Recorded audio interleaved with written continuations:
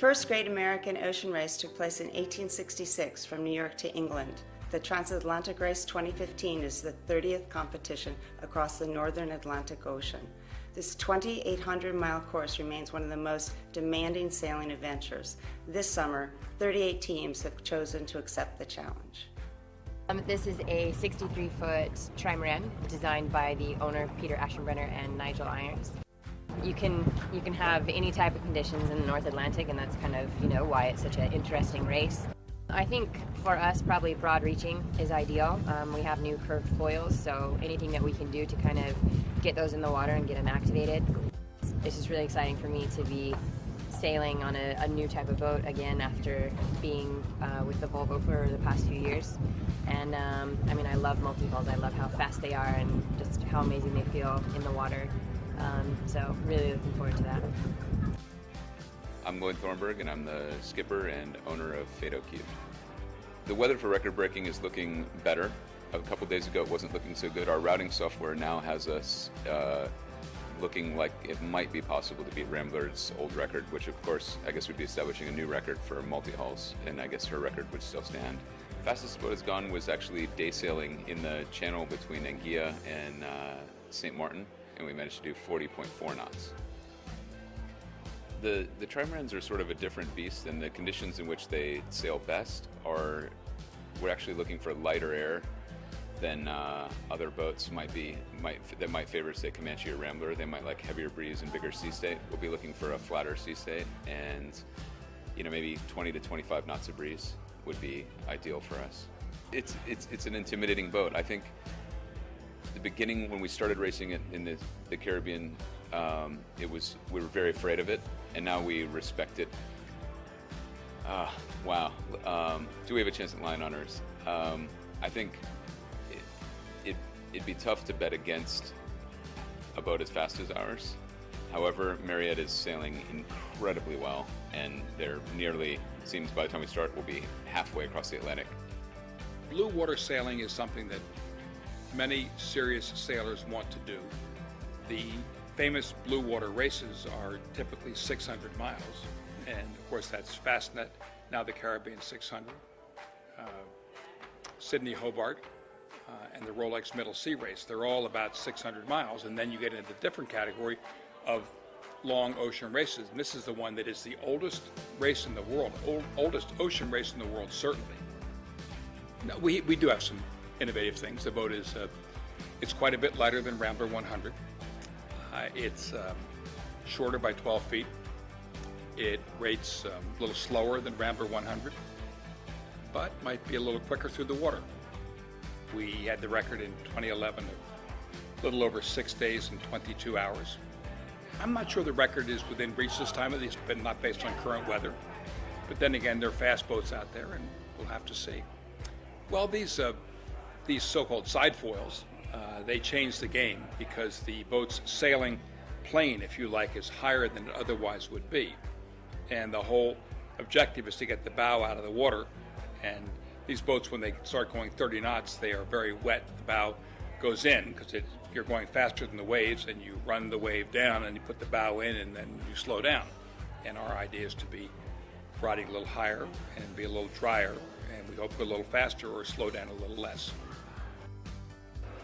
Comanche is one of the newest generation 100-footers. It was designed by VPLP, and it's one of the new boats that's designed to have maximum riding moment in a 100-foot monohull, and it does that through extreme beam, canting keel, and water ballast, so it gains stability from all three. Well, the race committee has handed us a bit of an impediment, which is they've put in some gates that we have to stay south of, both to look after the whales and to stay out of the ice. So they're sending us down to, around where the Titanic, hit her iceberg. And so that adds about 100 miles to the race course. And so that'll make the record harder for us because we have to sail more real miles. Comanche, I think our peak speeds have been in the mid to high 30s, but that's just a peak. The boat isn't able to hang on those speeds for very long, but we are able to hang on speeds in the low 30s. Comanche, like a lot of very fast boats, including multi-hulls, achieves its top speeds in flat water. Smaller boats, the seas can help, but in a fast enough boat, you're overtaking the seas, and so you're better off to not have seas at all.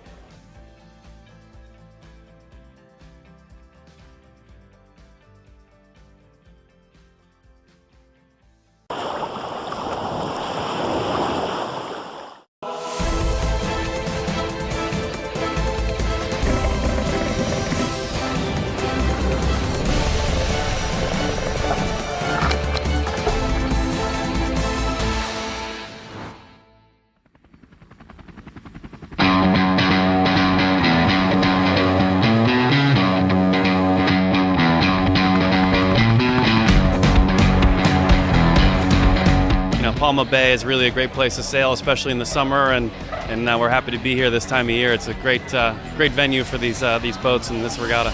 The atmosphere is great, and I think it's one of the world's nicest regattas. It's a heavy regatta because it's a very warm, hot sun, and we have to go bed early in the night to be good in the morning. The reality here is that I think pretty much all of these boats can win. So we're looking forward to Portals in the Worlds.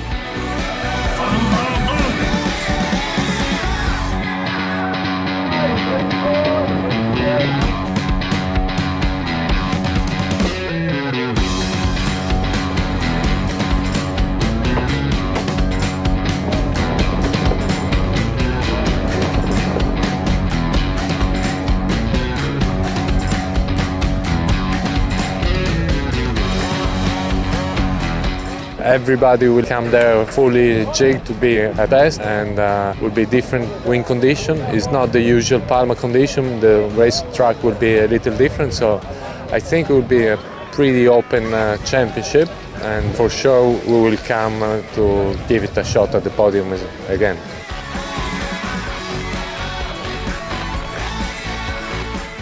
I'd like to be on the podium. Sailed in Palma quite a lot of our guys have, and so long as I have Nacho Postigo there as the navigator in Palma, hopefully we won't put a foot wrong. Yeah, we'll see. So there we have it. Azura leading the overall 52 Super Series. We head to Puerto Portals for the 52 World Championships. Join us there.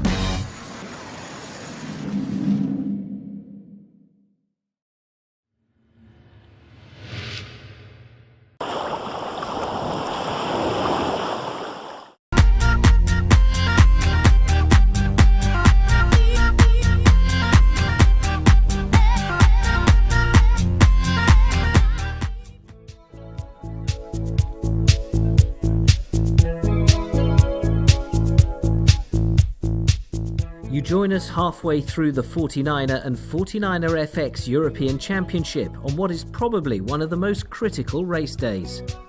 The 49er women start final series racing. The 49er men launch into their final day of qualification to decide who will emerge into the Gold Fleet final series and keep their door open to a podium finish. The weather had other plans though, a test of patience with fleets held ashore waiting for the breeze. Sailors could relax, yet keep heads alert to race. Yeah, we just played some card games where I won. Mental training, that's what the coach is doing the whole day. I don't know. Oh, is it me? We've been playing cards and just relaxing in our free time here. Chilling out and drinking coffee. Hard to say in the shade, and we've been playing cards for a few hours. With the wind failing to fill in, racing was cancelled for the women, but it later kicked in enough for the men to complete their qualification series.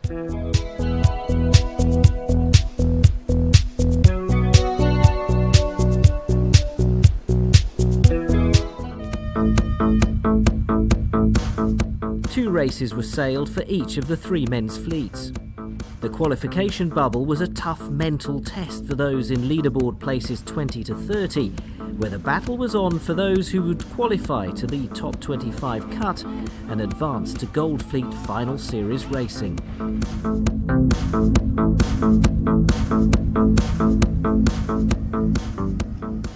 Yeah, I think today will be a tricky day for everyone out there, especially there'll be the teams who, you know, between like 20 to 30, maybe 15 to 35.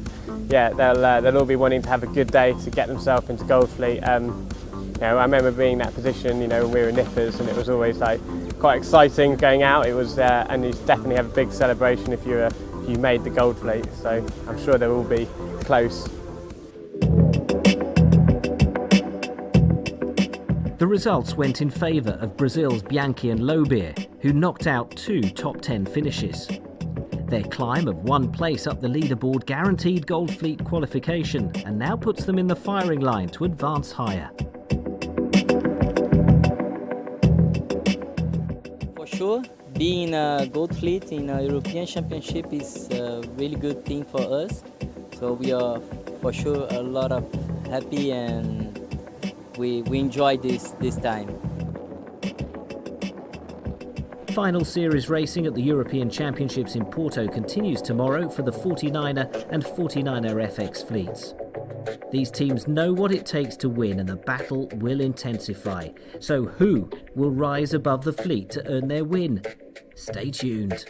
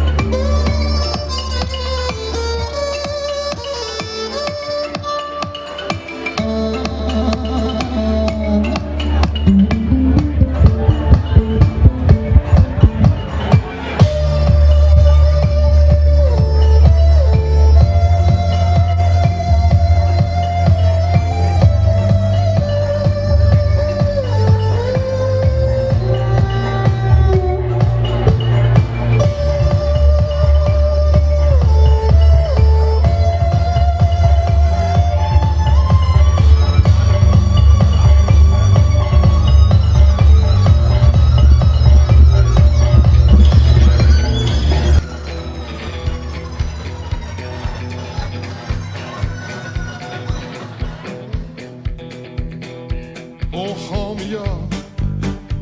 Please help me, I'm drowning. Haul me up to where I can breathe. Haul me up where the air is sweeter. Or stretch out a hand, brother, please. While I'm walking in a sea of molasses, every step I take, oh, it sucks me down.